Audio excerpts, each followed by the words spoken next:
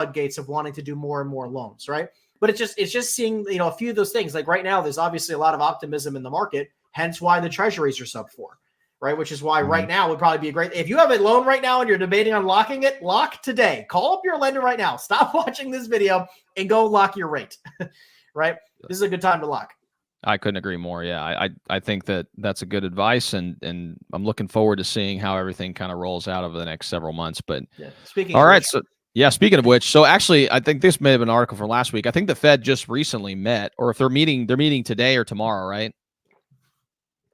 so. I got to look that up. Yeah, because I think they telegraphed today that they're not going to cut, but I mean but I'm there's still a lot of optimism that I think come September there's going to be potential rate cuts. So, watch live Fed Chair Powell give September rate cut signals. It definitely seems like he is hinting towards a rate cut. Obviously they didn't do anything. Yeah. Oh, they're live now. See, Tom said, yeah, there it is.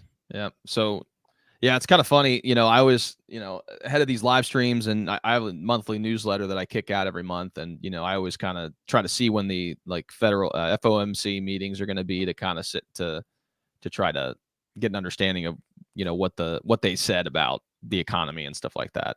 It's kind of insightful. I mean, a lot of that stuff is pretty dry, but there's some stuff in there that's pretty good. No, it's nice. I mean, also it's look, they've been talking about, no rate cuts this entire year. And then obviously, or originally they said they were going to have 6, right? And then they went down to, I think they went down to 0, and then they came back down to, I think now they're at 1. So it definitely seems like they're at least considering dropping rates, which I think is going to change a lot. I think it actually will affect the economy in a positive fashion. I think 1 rate cut, maybe 2 in the next 12 months or 6 months, maybe, right? By middle of next year is what I'm saying. Maybe 2 total rate cuts, a quarter of a point. I think that's going to do enough to stimulate the economy. I think it'll be a positive fashion. As much as I'm in the business and we want rates to be, 3% again, which I don't know if will ever happen in our lifetime, I think something like a half a point cut in the next 1 year, I think is probably enough to keep things moving. Well, rates even lenders that, because I think 3 or 4 months ago, I was getting quoted from lenders 8%, and now they're more 7.5% and 7. Yeah, if you get a CMBS loan on a really nice product, you probably would be in the high 5s right now. Wow, that's great. Yeah. I think you're about 1.8. You're about 1.8% above par. So if par right now is hovering at 4, you could be at 5.8. Wow, that's great. I mean, and obviously the more optimism, I think what it comes down to is that if the Fed does decide to move in that direction, what that telegraphs is that they think that inflation's under control. Because right now, people are still kind of up in the air. Obviously, the numbers are trending in the positive direction, but as we talked about on the previous live stream just a few weeks ago, you can kind of make those numbers say what you want, and maybe that's what's happening, or I think that may be the case. But at the end of the day, if the rates come down, obviously it's going to benefit us. So it is what it is. But I think we're starting to see a little bit of a curvature when it comes to inflation. We're obviously we went through a crazy level of inflation over the last 3 years. 20+% inflation, which is obviously just astronomical. Most average everyday individuals are feeling a lot of pain, and rightfully so. I mean, things are absolutely they've skyrocketed over the last 3 years, and it's not like people's income have changed 20 to 30% in the last 3 years. But I do believe that we're starting to taper off that crazy high levels. And I think they said 2%, which I think is obviously fairly normal, being in the 2 to 3%, maybe even 4% range year over year is very common, Definitely. Yeah, but this article it's pretty comprehensive. They have a lot of different insights, first related to the rate cuts that were coming up, and also the fact that job growth has slowed down, which is an indicator of slowing economic growth. So that obviously could bode well for a potential rate cut. I also think it's also going to be very, very interesting to see how the election goes. We're not going to talk too much about politics, but I do believe that is going to also open up a lot of opportunity for the optimism in this country, possibly. Yeah, definitely. There's definitely a factor there. And especially if, we kind of run into a situation like last time where it's a very tight race, which, could very well be the case. And But either way, I think the next few months are going to be very insightful, to say the least, in how the economy is going to respond, and hopefully it's going to bode well for what we do as professionals, which is buy, sell, and lease real estate. So For sure.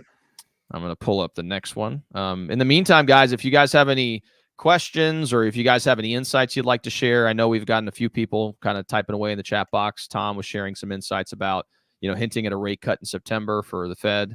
That's great. No, I think we're somewhat in agreement there. We'll see if they do actually end up doing that. I think at the end of the day, if they decide not to modify rates this year, it's probably not a bad thing. In the grand scheme of things, granted, it's not great for us as professionals, but it may be the right move long term. But in the meantime, there was this article I have here about AI reshaping the way that retail is kind of performed.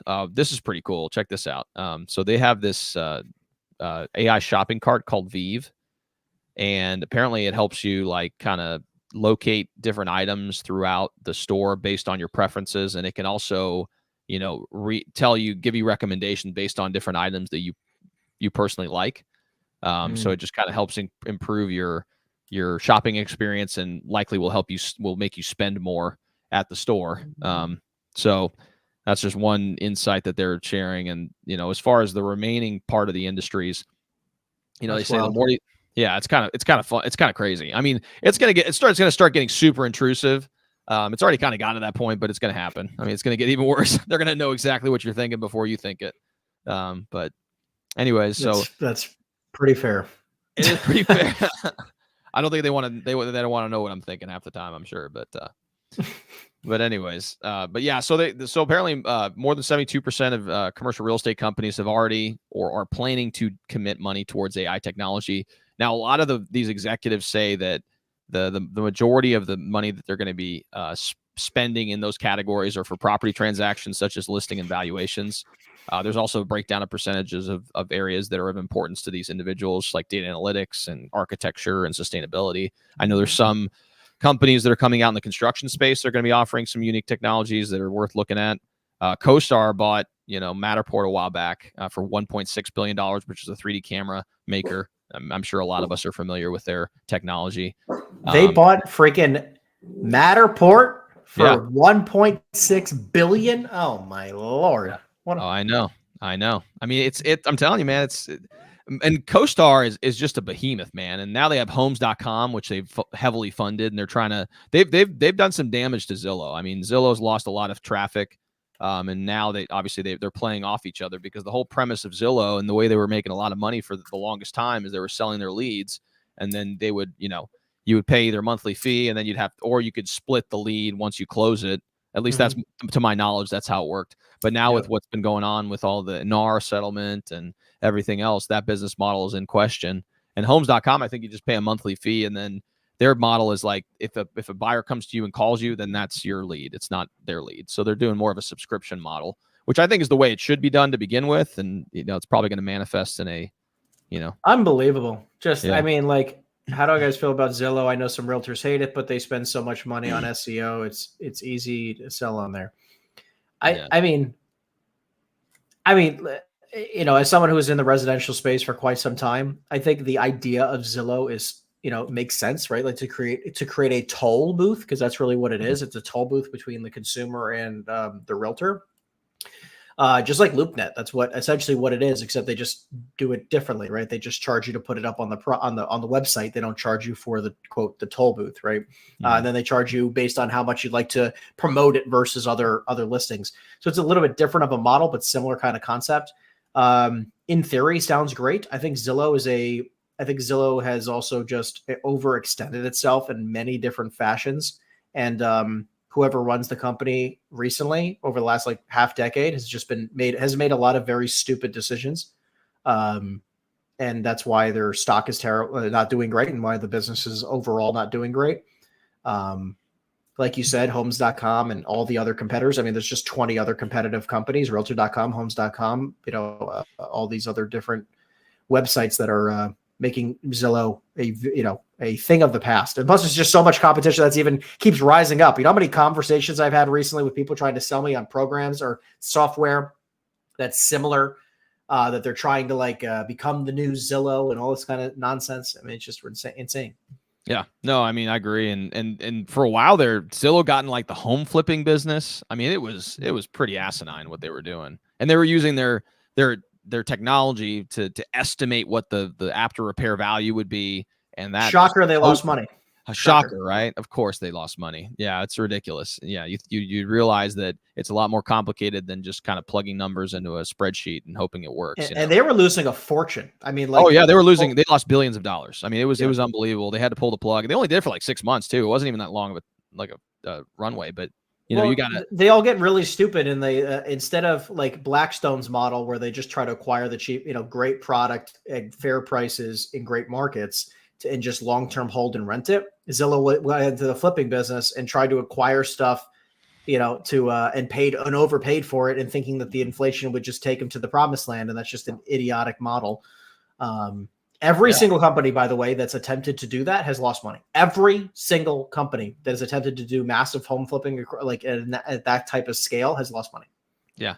Well, and they also pissed off their base because they were trying to cut out essentially the realtor. They were trying to cut out like the broker to essentially go buy the property, and then they would flip it with their own in-house people. So not only did they mess up with that, but they also had that issue of selling. There's lots of poor decisions after poor decisions.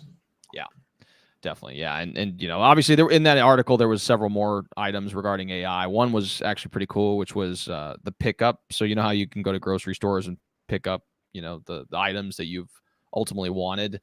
It has the technology now that allows you to, they pick up everything for you with a robot, and then it just has it ready for you for when you show up. So it's kind of, like, look, personally, I don't even go to a grocery store anymore. My wife, we just order everything to have it delivered to our house, right? We don't go to a grocery store anymore. I've never seen the reason of personally going to a grocery store. Every time I've gone to a grocery store, I end up buying way more stuff than I actually need. When I can order it on my phone and have it delivered, we order exactly what we only need, not anything else besides that. Much easier to do it that way. And honestly, it seems like they deliver almost everywhere at this point, unless you're in the middle of nowhere. So, I mean, like, honestly, like AI, I'm just curious, right? Is there any other AI program besides ChatGPT or Bard or any of those types of programs? Is there anything else that you're actually using regularly? Is just curious. No, I mean, so myself, no, but I'm also not, I'm not familiar with all the different other technologies out there. But, I'm using like Placer AI, which is using, so that I use that technology through my brokerage, and that does provide a lot of unique insights for the retail market in particular. So I'll say I use that. And then outside of that, I mean, ChatGPT is just so robust. Like, you can do so much stuff with it. And once they figure out, because I know they're trying to integrate with like Canva. So at some point, I'm hopeful that they'll find a way to kind of integrate such that you can kind of type in what you want as far as like, creating unique videos or whatever, and it'll make it beautiful using Canva. That product type, because they kind of have a similar thing, like an integration, like they have a bunch of integration tools. It's not great. Yeah, it's not great. It's horrible. By the way, if you're watching this and you're utilizing some type of AI program and you're really thoroughly enjoying it and you use it fairly regularly, more than maybe once a month, I would definitely be very interested to understand what you're using.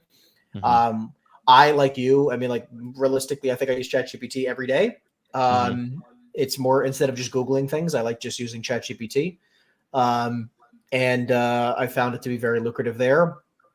And other than that, I really, there's so much crap out there, it's just so much crap, that like every company, like these brokers that keep talking about using AI right now is like the new thing. And, it's like a buzzword that everybody's using. I just don't see the actual logistic purpose of it right now. I haven't seen something that's been like, holy cow, this is going to be a game changer. We're done for. It's not out there right now. Well, one thing I will say, if you ever get a chance to play around with it, it's called 11 Labs. It's pretty cool. I'm actually going to use it for translating 11 Labs, and it's like a voice cloning software. So I'm actually going to use it to translate my books into Spanish. Got it. So Nice. it'll be audible. So it'll essentially do the translation and everything like that for me, and it does text and also voice. So it has a voice cloning component, and that's probably the best voice cloner I've seen so Is that far. what they used for Joe Biden's phone call? Maybe probably must have just been messing around. Don't kill me, everyone. Don't kill me. That's funny. It's called a joke. Yeah.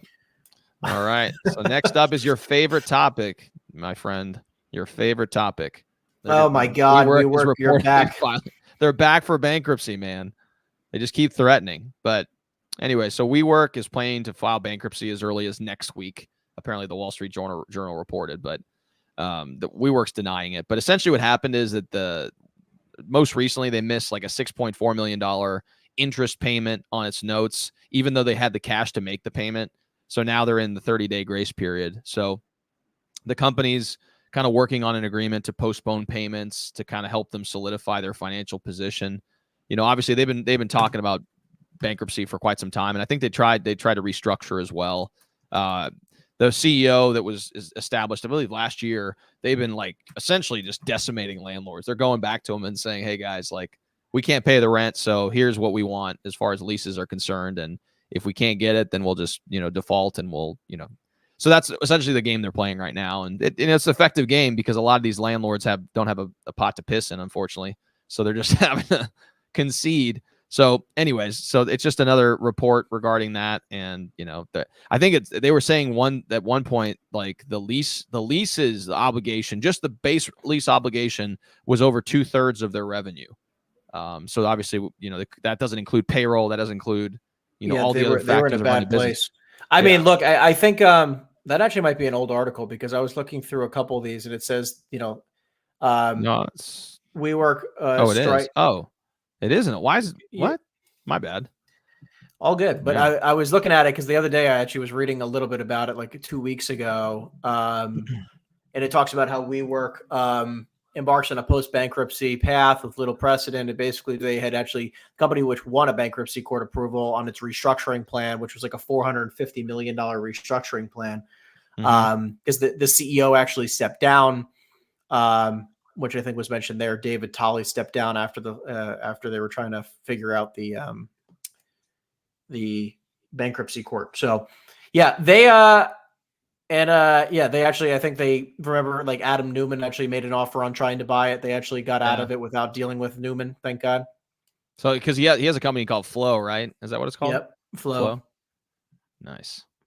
Yeah. God bless him. I mean, let's see what he ends up doing. But if it's anything like WeWork, I'm sure it'll crash and burn like everything else. Hey, he's a master wool puller over, like the wool over your eyes. He's a master. That's right. I mean, look, God bless him. The guy built a, $50 billion company out of pixie dust. Well, it's just what's amazing is he was able to convince people that it was a tech company and not just an actual real estate company, because that's how you're able to get the 50 those crazy valuations.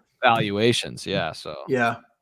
I mean, it also goes to show the exuberance of Silicon Valley and how half the companies out there are just, like you said, garbage. Pixie dust. Yeah.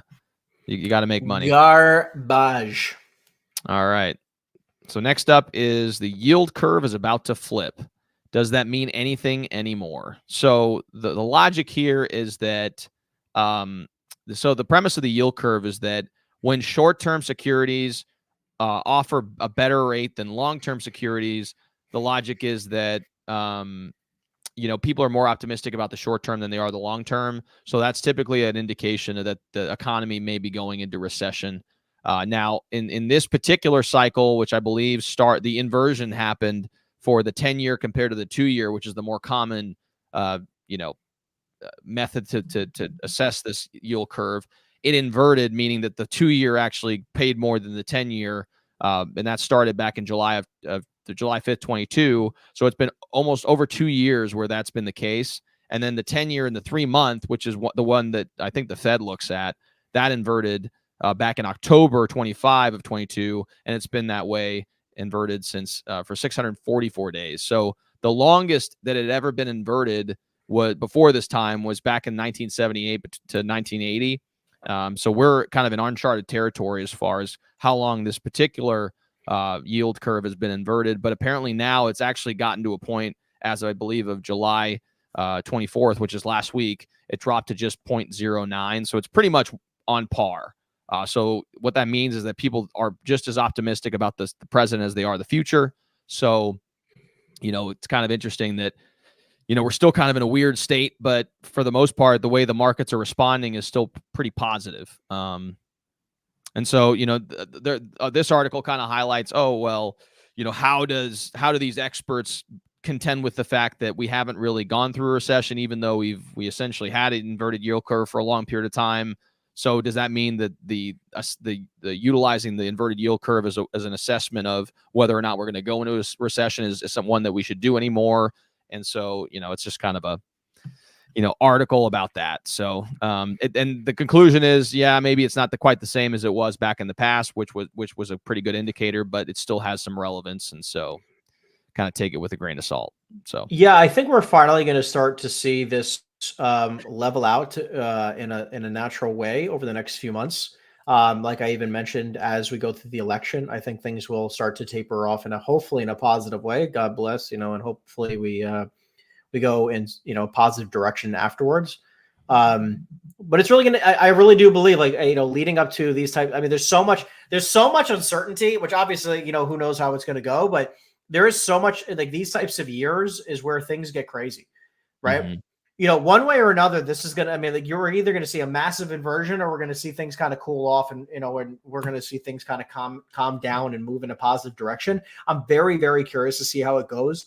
And for those of you in the business, at least just what I'm doing personally is just keeping in mind that, like, I think there is, like, I am just looking from the worst lens possible of, like, I hope I'm very optimistic for the future, but I also want to operate in a lens where I'm the biggest pessimist, where things could go to absolute crap. And I want to make sure that my business stays in a positive direction and making moves from that lens. And if things get better, fantastic. And I hope they do. But I'm working in the lens of, like, things could crash and burn over the next 6 months. And I want to be prepared for that. Yeah, no, that's a phenomenal way to operate, because if in fact that does transpire and you don't operate in that way, then you could find yourself crashing and burning. And, unfortunately, it takes a lot. It's a lot harder to get back up and running when you go through a period of time like that. And so I think it's better to just make sure that you're in a strong position right now, and action is solves a lot of problems, because if a business is bringing in revenue, it covers up a lot of issues. So if there's a way that you can continue to do what you're doing, Henry, where you're getting out there, you're finding opportunities, even though maybe the opportunities are harder to find right now, you're still bringing in, cash in the door. So you could kind of, again, cash is the lifeblood of any business. So you just got to keep pounding the pavement and trucking, and eventually things will get better. And if you keep doing this same activity when things are good, you'll see even outsized results. So, yeah. And keep in mind, guys, like, I think that, like, and I was just talking about this with my coaching community, which is, this time of year is a great time to not only reflect on what you've done positively and all the business that, like, you should have in your pipeline, but in the commercial real estate world, there's so much, it takes so much longer to close on deals value normally, right? Like, it takes, on average, like, maybe 60, 90 days to close on a deal.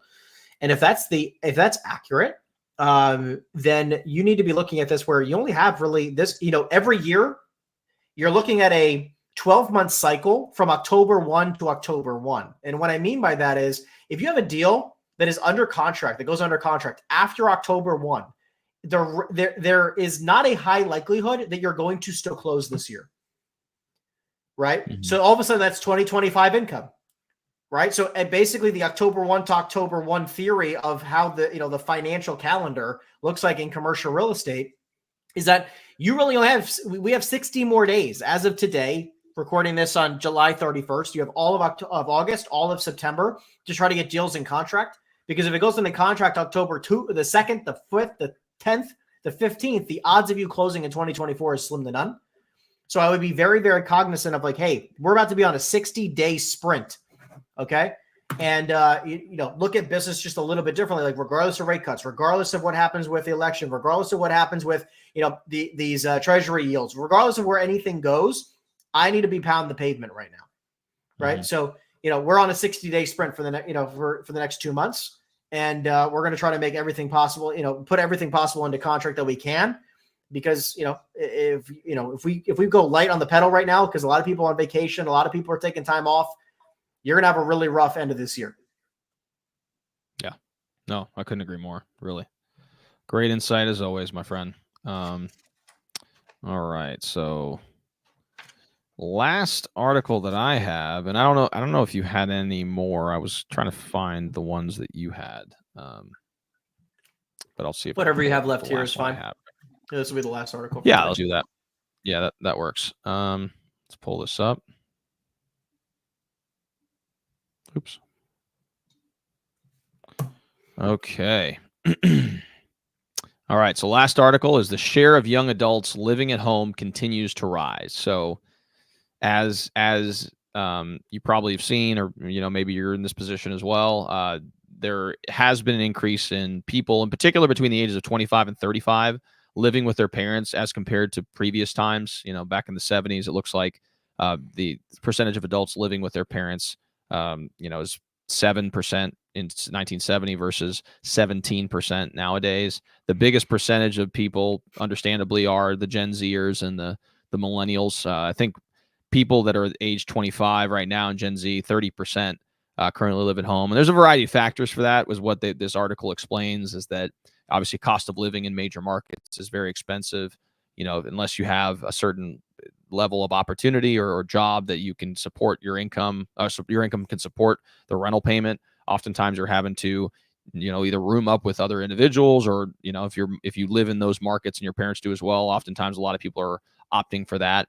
So again, I thought I'd just highlight this and kind of showcases that as everything becomes a lot more expensive, you're probably going to see, especially younger kids, being in these positions where they're still living with their parents, which, in our culture, it's kind of an odd thing to live with your parents. I know I vacated the house at 18, and I lived with my brother in college. And after 22, I was living on my own. I had roommates and stuff just out of college, but after my 23, 24, I lived on my own. So, it's a different environment here in the US versus Europe, where I have family. I'm half Italian myself. My whole mom's side is in Italy. I mean, people live with their parents until they get married. So it's kind of an odd dynamic and difference there. But here it seems like it's more economically driven, because our culture is like, once you're 18 or 22 or whatever that point in your life is where you're no longer, in the system per se, is when you go out and flap your wings and go live independently. But, in other cultures, it's not quite the same. But this is economically driven versus other places around the world where it's more cultural. So, yeah, I definitely see that. I think it's also interesting where, like, also over the last 3 years, because everything got like 20-ish% more expensive, right? 20, 25, 30% more expensive. And obviously salaries did also, salaries are compressed, right? Like, the income for those individuals did not increase at that same range. So you're obviously on a percentage ratio at a negative ratio over the last 3 years, or going in the trending downwards. Where, on average, you used to have 3 months, right? You need to make 3 times the average rent. As someone who's a landlord, like you are as well, the amount of tenants that are making 3x your, rental payment. It's like, I have a 2-bedroom apartment where, we're asking $2,600 a month for a 2-bedroom apartment. It's like, a lot of people aren't making almost 8 G's a month. And if they're making $8 grand a month, why are they renting a 2-bedroom apartment?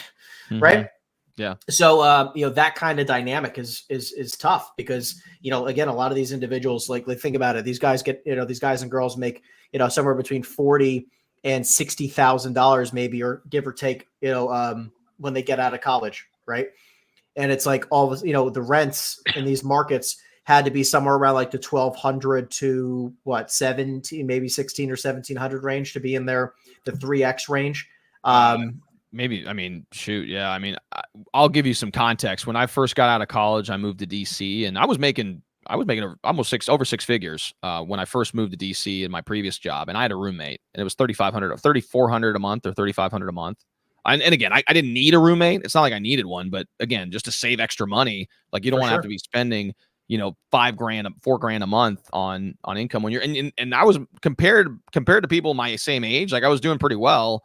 But even then, it's like, if you're spending that much money every single month, and that's post-tax, like, so your take home is not 10 grand a month, or your take home's not 8 grand a month. Your take home maybe 5 or 6 grand a month. So how much of a disposable income do you actually have at the end of the day?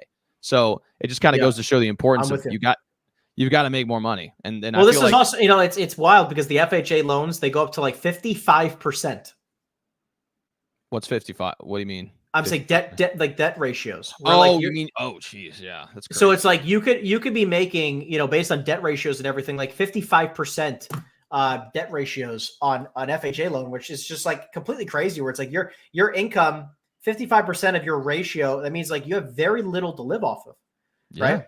Because they're not counting the grocery bills. They're not counting, all the miscellaneous stuff you're doing on a regular basis. Besides credit card debt, car payments, and a house payment, they're saying you could spend 55% of your income just on those 3 things alone. Well, but they look at gross. They don't even look at tax income. No, exactly. So it might be 90%. Yeah. It's nuts. I mean, it's unbelievable, and to your point, with us being landlords, you kind of understand the dynamic where it's like you look at some tenants and they could very well be decent individuals, but it's like, you're having to make a rent payment and your gross income is maybe double or slightly double, the rent. So now you're doing the math. You're like, okay, well, you got $300 a month for taxes. Maybe you have healthcare you got to pay for. Maybe you have all this other stuff. Like, what do you have at the end of the month? After 100%. You make the rent payment. Yeah, like I just had a tenant where I tried to raise her rent 5% and she was like freaking out at me.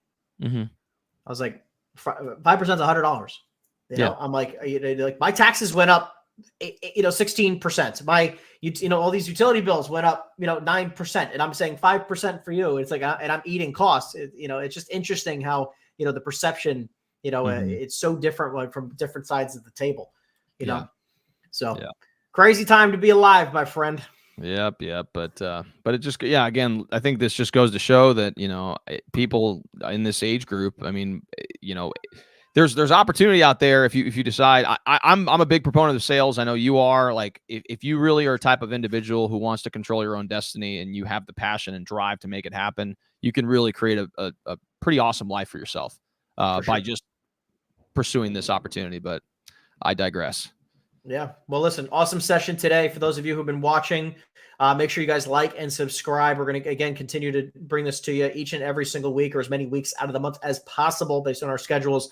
We're going to keep it going. And if you guys have any ideas or topics or feedback, make sure you drop it in the comment section down below. We appreciate it very much. Make sure you like and subscribe on Raphael's channel, my channel as well, and Chad's as well, when he hopefully will be back next week. Other than that, thank you so much for tuning in. We appreciate you guys, and we'll see you guys next Wednesday. See you guys. Take care.